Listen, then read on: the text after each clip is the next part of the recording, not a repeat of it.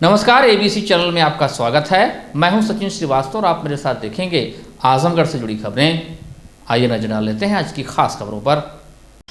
खबर के प्रायोजक हैं Sterling hospital, Sarai Mandraj, Kartarpur bypass, hotel park green, near hydel चौराहा, Sidhari, Azamgarh, Dalims MM school, Tiwaripur, Mau road, Sidhari और वुडन टच, भौरनाथ, आजमगढ़। पूर्वांचल के बाहुबली विधायक मुख्तार अंसारी के शार्प शूटर श्याम बाबू पासी को हत्या के एक मामले में बुलंदशहर जेल से कड़ी सुरक्षा के बीच शुक्रवार को जिले के एमपी एमएलए कोर्ट नंबर 3 में पेश किया गया। गैंगस्टर मामले में बांदा जेल में बंद मुख्तार अंसारी की भी ऑनलाइन पेशी हुई। कोर्ट ने श्याम बाबू पासी पर हत्या का आरोप निर्धारित कर दिया है। मामले की सुनवाई के लिए अगली तारीख 13 जून तय की गई। पेशी के दौरान मुख्तार अंसारी ने अधिवक्ता के माध्यम से 2 पत्र न्यायालय के समक्ष पेश किया है, जिसमें शासन प्रशासन से जान का खतरा बताया। उनका कहना है कि विरोधियों का शासन प्रशासन में प्रबल प्रभाव है।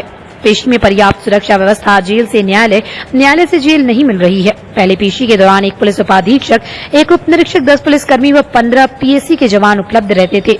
वर्तमान में ऐसी व्यवस्था नहीं है। पत्र में मुख्तार अंसारी ने सुरक्षा को दृष्टिगत रखते हुए आरोप की कार्रवाई वीडियो कॉन्फ्रेंसिंग से कराए जाने की मांग रखी। दूसरे पत्र में मुख्तार अंसारी ने आरोप लगाया कि शासन एवं प्रशासन द्वारा उसे फर्जी मुलजिम बनाया गया। सबूतों के आधार पर उनके विरुद्ध उत्तर प्रदेश गैंगस्टर एक्ट का अपराध प्रथम दृष्टया नहीं बनता। मुख्तार अंसारी के आरोपों को विशेष लोक अभियोजक लाल बहादुर सिंह ने खारिज कर दिया है। उन्होंने न्यायालय के समक्ष बताया कि सरकार जेल से बेहतर सुरक्षा कहीं नहीं दे सकती और पेशी के दौरान आने जाने में जो भी सुरक्षा के प्रोटोकॉल होते हैं उसका पालन किया जाता है। गौरतलब है कि विगत वर्ष 2014 में सड़क निर्माण के ठेके को लेकर शुरू हुई वर्चस्व की जंग में तरवा थाना क्षेत्र में एराकला गांव के समीप सड़क निर्माण कार्य में लगे बिहार निवासी मजदूर की गोली मारकर हत्या कर दी गई।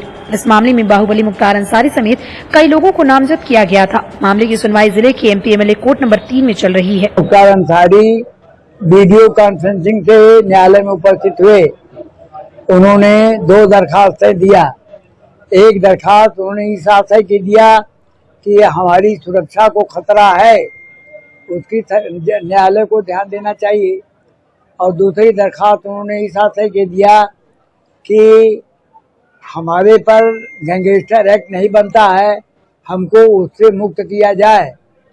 दोनों रिटन दरखास्तें थी। न्यायालय ने उनकी प्रतिलिपि सरकारी मुझे दे दिया और जवाब देने को कहा। मौखिक रूप से हमने न्यायालय को बताया कि उनकी पूरी सुरक्षा व्यवस्था है। जेल से और सुरक्षित स्थान सरकार के पास कोई नहीं है। रास्ते में आने जाने के जो नियमानुसार सुरक्षा है सब इनको उपलब्ध कराया जाता है। इनकी शंका निर्मूल और निराधार है। जहां तक इनके डिस्चार्ज होने की दरखास्त है उसको आपत्ति करने के लिए न्यायालय ने 13 जून तारीख निश्चित किया। उसी दिन हम लिखित आपत्ति दाखिल करेंगे, उस पर बहस होगी और आरोप विरचित होंगे, ऐसा मेरा विश्वास है। आज कौन आया था? नहीं, आने में तो श्याम बाबू पासी आया था जेल से तलब होकर के। बाकी जितने उनके लोग जमानत पर हैं उनको वकालतन पैरवी के लिए उनके वकीलों ने दरखास्त दिया, जिसको न्यायालय ने स्वीकृत किया। और सबकी वीडियो कॉन्फ्रेंसिंग के माध्यम से। हाँ, बस। आजमगढ़ जिले के महाराजगंज क्षेत्र के ग्राम आराजी आवानी में हुई महिला की हत्या का खुलासा पुलिस ने किया है। इस मामले में महिला के पति और देवर को पुलिस ने गिरफ्तार किया। पुलिस ने इस मामले में घटना में प्रयुक्त तमंचा, कारतूस भी बरामद किया है। मामले की विवेचना कर रहे महाराजगंज के इंस्पेक्टर ब्रह्मदीन पांडे ने आरोपी संत विजय यादव और कन्हैया यादव को गिरफ्तार किया है। मामले का खुलासा करते हुए एसपी ग्रामीण सिद्धार्थ ने बताया कि विरोधियों को फंसाने के लिए आरोपी ने 10 दिन पूर्व अपने पिता पर भी जानलेवा हमला किया था। आरोपी संत विजय यादव ने बताया कि हमारे चाचा जयराम ने अपने हिस्से की जमीन चंद्रशेखर यादव की सरहद आशा देवी पत्नी सुरीन यादव निवासी बगई बनहरा चांदपट्टी थाना रौनापार जनपद आजमगढ़ को वह अपने ही गांव के जरीना पत्नी मुनीर को बेच दिए थे। आशा देवी की जमीन पर चंद्रशेखर यादव ने कब्जा करा दिया था। उस कब्जे के दौरान भी मैंने काफी विरोध किया। मुकदमा लिखवाने के उपरांत भी वो लोग पुनः पैमाइश को लेकर प्रयासरत थे। उसी रात अपने पिता के ऊपर जान से मारने की नियत से फायर करने व पिता के घायल होने के संबंध में 112 पर रात्रि करीब सूचना दी और विरोधियों के विरुद्ध मुकदमा दर्ज करा दिया। आरोपी ने इस बात को स्वीकार किया कि जब लगा कि छोटे मुकदमों से काम नहीं चलेगा तो अपने भाई कन्हैया के साथ मिलकर रणनीति बनाई। देशी कट्टे से अपनी पत्नी अंतिमा को गोली मार दी।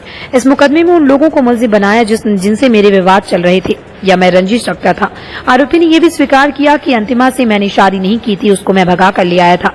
आरोपी संजय विजय यादव पर 6 मुकदमे जबकि भाई कन्हैया पर 2 मुकदमे दर्ज हैं। दिनांक 29/30 की रात में थाना महाराजगंज के राजी अमानी गांव में यह सूचना मिली कि एक महिला की गोली मारकर हत्या कर दी गई है। इस पर पुलिस बल तत्काल मौके पर पहुंचा तो पाया गया कि एक महिला की गोली मारकर हत्या हुई है।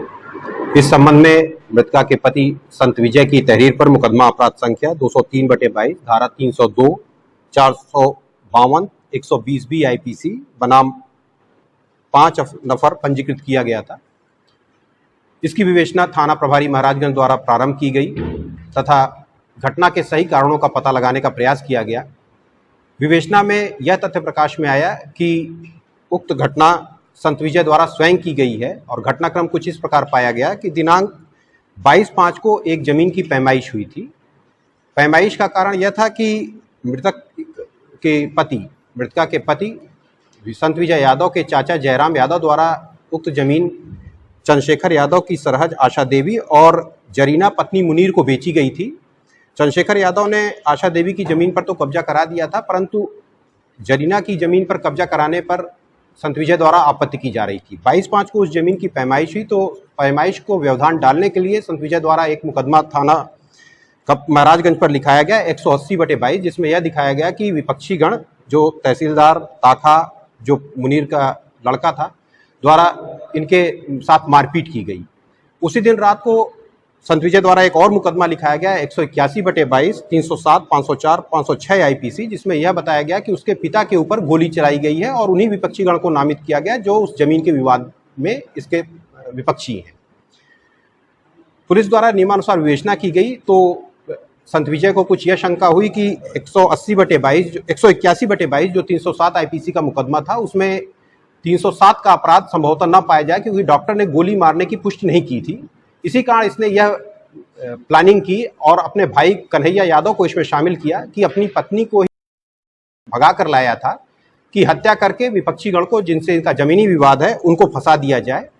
यह घटना उसके द्वारा 29/30 की रात में की गई। इससे पूछताछ में इस बात का खुलासा हुआ है तथा दोनों की निशानदेही पर घटना में प्रयुक्त तमंचा तथा जो खोखा कारतूस भी उसमें लगा हुआ मिला है तथा 3 जिंदा कारतूस भी बरामद हुए हैं। पुलिस द्वारा समस्त बिंदुओं पर विवेचना की जा रही है। सुसंगत धाराओं का समावेश करते हुए अभियुक्त संत विजय यादव तथा कन्हैया यादव को न्यायालय रवाना किया जा रहा है। विवेचना के दौरान और जो तथ्य प्रकाश में आएंगे उन पर समुचित विवेचना की जाएगी। रमा हॉस्पिटल के हृदय रोग विशेषज्ञ डॉक्टर पंकज शर्मा व फोर्टिस स्कॉट के हृदय रोग विशेषज्ञ डॉक्टर विशाल रस्तोगी ने रमा हॉस्पिटल में 3 जटिल एंजियोप्लास्टी की। गौरतलब है कि ऑपरेशन अभी तक बड़े संस्थानों में ही हुआ करते थे, लेकिन रमा हॉस्पिटल की आधुनिक मशीनों एवं दक्ष स्टाफ एवं हृदय रोग विशेषज्ञ डॉक्टर पंकज शर्मा की वजह से ये जनपद में संभव हो पाया। डॉक्टर अमित सिंह ने खुशखबरी दी कि अब रमा हॉस्पिटल में आयुष्मान भारत के अंतर्गत एंजियोप्लास्टी की सुविधा उपलब्ध है। इस ऑपरेशन की लागत बड़े शहरों की तुलना में काफी कम है। 3 जून को रमा मल्टी स्पेशलिटी हॉस्पिटल एवं ट्रॉमा सेंटर में हृदय रोग विभाग की वर्कशॉप का और एक कॉन्फ्रेंस का आयोजन किया गया है। इस वर्कशॉप में जो हमारे यहाँ कार्डियोलॉजिस्ट हैं, हृदय रोग विशेषज्ञ हैं डॉक्टर पंकज शर्मा वो, और फोर्टिस स्कॉट के डॉक्टर विशाल रस्तोगी जो कि स्कॉट से आए हुए हैं, ये दोनों लोग मिल के जो कुछ बहुत ही क्रिटिकल एंजियोप्लास्टी के केस हैं, जो कि उम्मीद है कि आज लगभग 4 से 5 केस होंगे, उसको ये लोग करेंगे। और शाम को हार्ट फेलियर पे एक कॉन्फ्रेंस का आयोजन किया गया है और ये आजमगढ़ में और आजमगढ़ के लिए एक बहुत बड़ी बात है कि एंजियोप्लास्टी की वर्कशॉप और कॉन्फ्रेंस आजमगढ़ जैसे एक 3rd टायर सिटी में हो रही है। इवन डॉक्टर विशाल रस्तोगी जब यहाँ आए तो उन्होंने कहा, जो मुझे अच्छा भी लगा कि मैं जब आजमगढ़ का नाम सुना तो पहले बहुत कम मैंने एक्सपेक्टेशन की थी कि वहाँ कैसा होगा, कार्डियोलॉजी की कॉन्फ्रेंस भी आजमगढ़ जैसे 3rd टायर सिटी में, लेकिन जब मैं यहाँ आया हूँ तो मशीन, हॉस्पिटल देख के और आप लोग का काम देख के दिल खुश हो गया है और आप लोग बहुत आगे बढ़ें। तो ये हम सभी आजमगढ़ वासियों के लिए गर्व का विषय है कि स्कॉट जैसे हॉस्पिटल का डॉक्टर आके आजमगढ़ में हमारा उत्साहवर्धन कर रहा है और हम उम्मीद करते हैं कि आगे भी हृदय रोगियों के लिए जो भी अच्छे से अच्छा हो सकता है वो करेंगे। और एक खुशखबरी मैं आज के दिन और ये देना चाहूँगा कि अब हमारा जो हृदय रोग विभाग है वो आयुष्मान भारत के अंतर्गत आ गया है। तो जिन मरीजों की एंजियोप्लास्टी की ज़रूरत है वो आयुष्मान कार्ड के अंतर्गत फ्री में एंजियोप्लास्टी और रमा मल्टी स्पेशलिटी हॉस्पिटल एवं ट्रॉमा सेंटर में होगी। बहुत बहुत धन्यवाद। अच्छा, जो ऑपरेशन जो किया जाएगा उसमें सबको ट्रीटमेंट सभी डॉक्टरों को बताया जाएगा? हाँ, जो भी आज कॉम्प्लिकेटेड ऑपरेशन किए जाएंगे वो शाम को फिर आजमगढ़ के जो डॉक्टर्स हैं उनके सामने डॉक्टर विशाल रस्तोगी और डॉक्टर पंकज शर्मा उसको प्रेजेंट करेंगे और उस ऑपरेशन में क्या क्या दिक्कतें थी, उन दिक्कतों को कैसे पार पाया गया और कैसे पेशेंट की लाइफ सेव की गई, इसके बारे में पूरा डिस्कशन होगा वो। और खुशी की बात यह है कि आज भी जो 4-5 केस है उसमें एक पेशेंट आयुष्मान भारत का है जिसका मुफ्त में इलाज हो रहा है जहाँ पे। प्रधानमंत्री नरेंद्र मोदी के नेतृत्व में केंद्र सरकार की 8 वर्ष पूर्ण होने के उपलक्ष्य में देश भर में 30 मई से 15 जून 2022 तक बूथ स्तर पर 8 साल सेवा, सुशासन व गरीब कल्याण कार्यक्रम मनाया जा रहा है। इसी कार्यक्रम के तहत भारतीय जनता पार्टी आजमगढ़ ने जिला कार्यालय पर शुक्रवार को रिपोर्ट टू नेशन कार्यक्रम आयोजित किया, जिसमें प्रधानमंत्री नरेंद्र मोदी के नेतृत्व में 8 वर्षों में किए गए कार्यों को जनता के समक्ष रखा गया। इस अवसर पर पार्टी द्वारा जारी पत्रक का विमोचन व केंद्र व राज्य सरकार की विभिन्न योजनाओं के लाभार्थियों को सम्मानित किया गया। कार्यक्रम के दौरान जिलाध्यक्ष आजमगढ़ सदर ध्रुव सिंह ने कहा कि भारतीय जनता पार्टी ने प्रधानमंत्री नरेंद्र मोदी के नेतृत्व में अंत्योदय के मूल मंत्र को अपनाते हुए पिछले 8 वर्षों में गरीब गांव व किसान को केंद्र में रखते हुए विभिन्न जन कल्याणकारी योजनाएं बनाकर उन्हें जरूरतमंद तक पहुंचाने का कार्य किया है। डोर टू डोर, गांव-गांव व बूथ-बूथ जाकर कार्यकर्ताओं की सरकार की उपलब्धियों को जन जन तक पहुंचाने का काम करेंगे। साथियों, बहुत ही गौरव का विषय है। हम आप सभी मीडिया बंधु के माध्यम से बताना चाहते हैं कि हमारे इस देश के जो यशस्वी प्रधानमंत्री हैं, जो भारत हम लोगों के गौरवशाली हैं कि ऐसे प्रधानमंत्री जो लगातार हरनिश गरीब उत्थान के लिए, महिला उत्थान के लिए, किसान उत्थान के लिए, नौजवानों को उत्थान के लिए लगातार इस देश के अंदर काम कर रहे हैं और भारत माता को परम वैभव पर पहुँचाने के दृष्टि से आगे बढ़ रहे हैं। भारत एक सशक्त राष्ट्र के रूप में जो आज प्रधानमंत्री जी के नेतृत्व में आगे बढ़ रहा है, आज ऐसे प्रधानमंत्री जी का 8 वर्ष का कार्यकाल 30 मई को पूरा हो गया है। हम गरीब कल्याण सुशासन के माध्यम से 30 तारीख से लेकर लगातार 15 तारीख तक इस अपने 8 साल के कार्यकाल को मनाएंगे और हमारे सभी भारतीय जनता पार्टी के पदाधिकारियों द्वारा, कार्यकर्ताओं द्वारा, नेताओं द्वारा गांव-गांव, बूथ-बूथ पर जाकर के जो 8 वर्ष का कार्यकाल है उसको आम जनता के बीच में पहुंचाया जाएगा। और लगातार हमारे जो है 30 तारीख को यह शुरुआत हुई थी हिमाचल से और शुरुआत होकर 1 तारीख, 2 तारीख, 3 तारीख तक आज रिपोर्ट टू नेशन आप सबके माध्यम से जो हमने 8 वर्ष के कार्यकाल का आज रिपोर्ट आप सबके सामने पेश किए हैं। इसी के साथ साथ हम आगे किसान मोर्चा द्वारा, महिला मोर्चा द्वारा, युवा मोर्चा द्वारा, अल्पसंख्यक मोर्चा द्वारा तमाम अभियान लेकर आगे बढ़ने वाले हैं और गांव-गांव गरीब तक जाकर के जो गरीबों को सुविधा मिल रही है उसके बारे में बताएंगे। इसी के तहत आज भारतीय जनता पार्टी कार्यालय पर हम सब भी जो आपके सामने एक पत्रक लेकर के जो है उसको जो आपके सामने रिपोर्ट पेश किए हैं और आपको बताए हैं। ऐसे हमारे प्रधानमंत्री जी का 8 वर्ष का कार्यकाल पूरा हो गया है। मैं अपने आदरणीय प्रधानमंत्री जी का हृदय की गहराइयों से हार्दिक अभिनंदन करता हूं, स्वागत करता हूं, वंदन करता हूं और बधाई देता हूं कि आप दीर्घायु हों, यशस्वी हों, पुनः 2024 में आपके नेतृत्व में इस भारत में सरकार बने और भारत देश का संपूर्ण रूप से विकास हो और भारत माता जो हमारे श्यामा प्रसाद मुखर्जी जी का सपना था कि हमारा भारत परम वैभव पर पहुँचे, आज उस सपने को हमारे इस देश के प्रधानमंत्री जी कश्मीर से धारा 370 हटा करके और राम मंदिर का निर्माण करके तथा काशी विश्वनाथ कॉरिडोर और बाबा साहब भीमराव अम्बेडकर के पर्यटन स्थल के रूप में निर्माण करके एक ऐतिहासिक काम लगातार जो इस देश में कर रहे हैं, ऐसे इस देश के यशस्वी प्रधानमंत्री जी को मैं पुनः बहुत बहुत बधाई देता हूं। आजमगढ़ के जैनपुर कोतवाली में शुक्रवार को प्राथमिक स्वास्थ्य केंद्र अजमतगढ़ के डॉक्टरों के द्वारा पुलिसकर्मियों को रोड साइड एक्सीडेंट की जानकारी देते हुए प्रशिक्षण दिया गया, जिसमें गोल्डन आवर रोड की साइड की महत्वपूर्ण जानकारी की बारीकियों को डॉक्टरों द्वारा समस्त पुलिसकर्मियों को बताया गया, जहां उन्होंने बताया कि सड़क दुर्घटना के दौरान मरीज को अस्पताल ले जाने में जितना अधिक से अधिक समय लगेगा उतना मरीज के बचने की संभावना कम हो जाती है। जिसकी जानकारी देते हुए डॉक्टर प्रदीप कुमार, प्रभारी चिकित्सा अधिकारी आजमगढ़ ने कहा कि जिस समय सड़क दुर्घटना होती है उस समय मरीज की हालत काफी नाजुक स्थिति में होती है। ऐसे में मरीज को शुरू के 1 घंटे तक प्रथम ट्रीटमेंट देना अति महत्वपूर्ण है, जिससे कि उसकी जान बचाने की संभावनाओं को बढ़ाया जा सके। इस दौरान अगर मरीज की हालत काफी खराब है और अस्पताल ले जाने में उसको काफी समय लगेगा तो ऐसे में मरीज को बचाने की संभावना कम हो जाएगी। उन्होंने कहा कि दुर्घटना के दौरान सर्वप्रथम गोल्डन आवर के तहत उसे प्राथमिक उपचार तत्काल मुहैया कराया जाना चाहिए और मौके पर पहुंचकर 108 नंबर एम्बुलेंस को तत्काल पहुंचकर कॉल करें और उनसे ये भी कहें कि वो मौके पर तत्काल पहुंचे, जिसकी कि मरीज के अस्पताल तत्काल पहुंचाया जा सके। ऊपर से एक्सीडेंट के दौरान मरीज को यदि सांस लेने में दिक्कत हो रही है तो उसको छाती पर पंपिंग किया जाए। यही नहीं, दुर्घटना के दौरान मरीज की हालत काफी नाजुक होती है, ऐसे में उसका हार्ट बीट बैठने की भी आशंका ज्यादा होती है, जिससे कि एक्सीडेंट के दौरान घबराहट और सोचने की क्षमता, चिंतित मन आदि के द्वारा हार्ट बीट बैठने की संभावना बढ़ जाती है, जिससे कि पंपिंग के द्वारा भी ठीक किया जा सकता है। पैरामेडिकल और एम्बुलेंस के लोगों को प्रशिक्षित कर ऐसे रोड एक्सीडेंट में बचाव के तरीके को पब्लिक के बीच में लाकर जानकारी देनी चाहिए, जिससे कि दुर्घटना के समय ऐसे लोगों को बचाया जा सके। इस दौरान क्षेत्राधिकारी सगड़ी महेंद्र नाथ शुक्ला, डॉक्टर प्रदीप कुमार, डॉक्टर चंद्रशेखर, उमाशंकर मिश्र, बीपीएमएम कोतवाल, जीएनपुर, यादवीन पांडे मौजूद थे। प्रकृति का न करें हरण, आओ बचाएं पर्यावरण का मूल उद्देश्य लिए हर शुक्रवार के दिन भारत विकास परिषद की इलीट शाखा द्वारा पर्यावरण संरक्षण दिवस के अवसर पर वृक्षारोपण एवं एनीमिया मुक्त भारत स्थायी प्रकल्प कार्यक्रम का आयोजन किया गया, जिसमें आज मुख्य अतिथि अपर जिलाधिकारी वित्त एवं राजस्व आजाद भगत सिंह थे।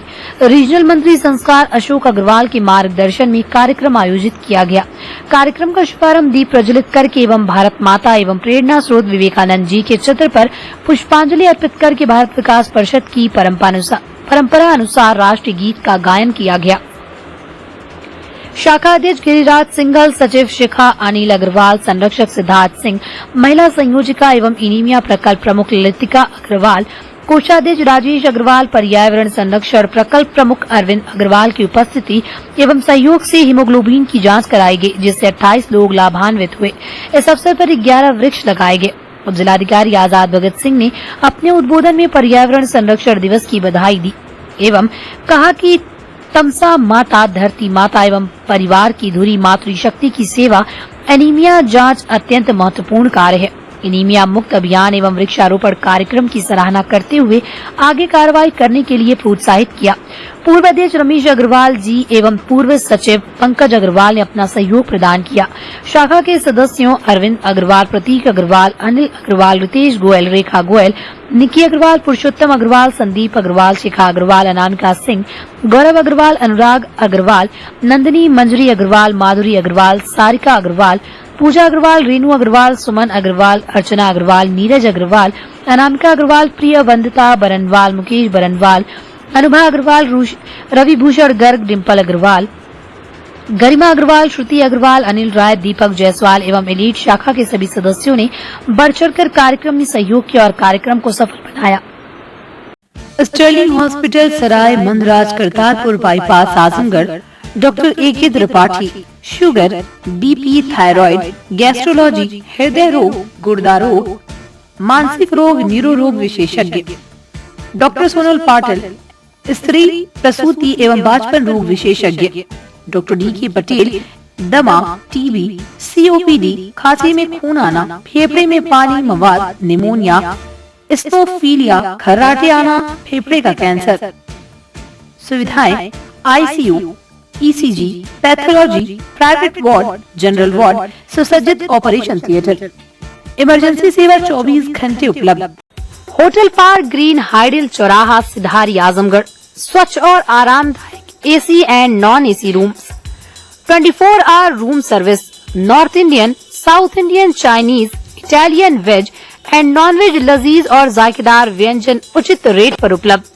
शादी, विवाह, engagement, marriage anniversary, birthday party के लिए लार्ज बैंक्वेट हॉल, मीटिंग और सेमिनार के लिए कॉन्फ्रेंस हॉल। आपकी खुशियों में लगाए 4 चांद। होटल पार्क ग्रीन, हाइडिल चौराहा, सिधारी, आजमगढ़।